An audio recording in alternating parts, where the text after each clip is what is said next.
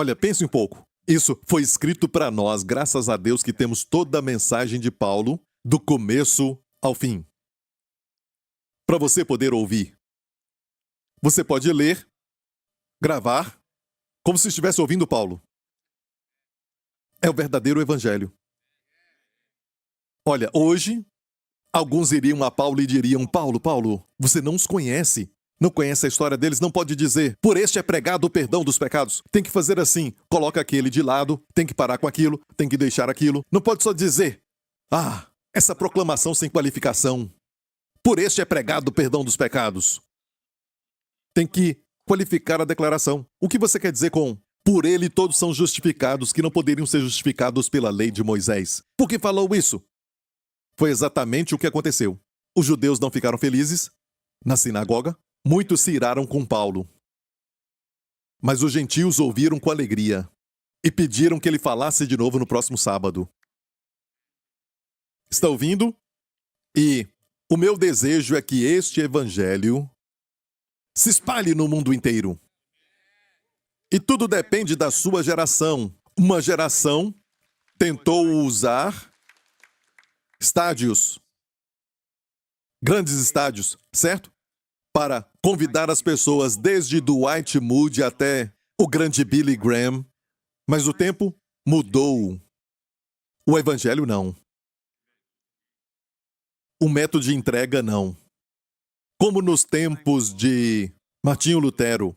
Sabe que tinha um homem chamado John Huss. John Huss, tecnicamente, foi o pai da reforma, porque, na verdade, foi ele que revelou as verdades sobre a justificação pela fé e não pelas obras, por Cristo.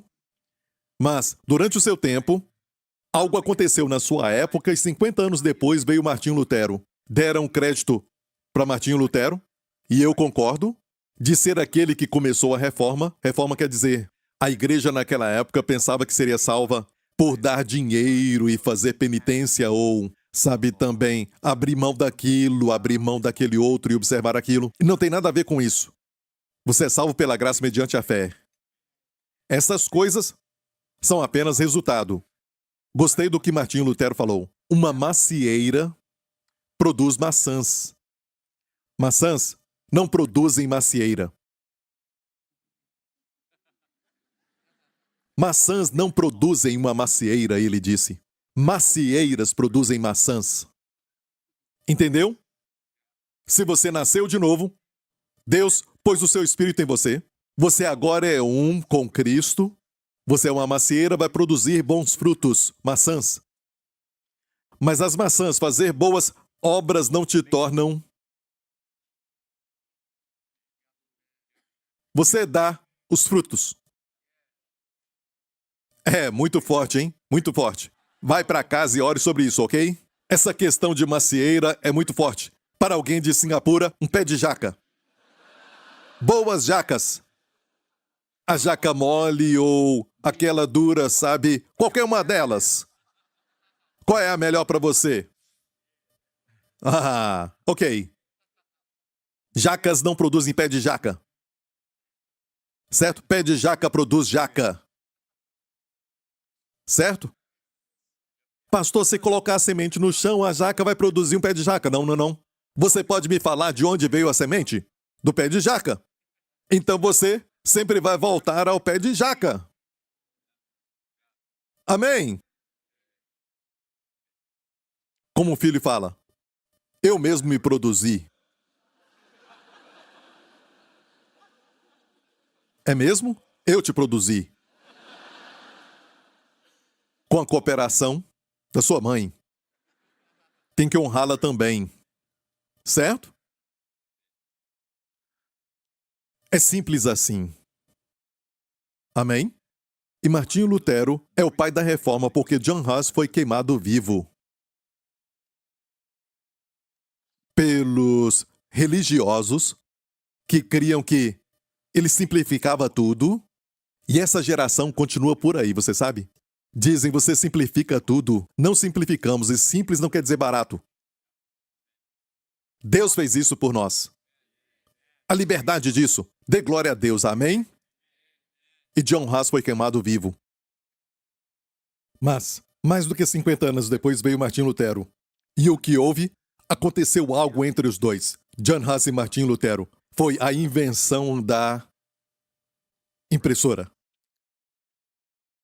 Quando inventaram a impressão.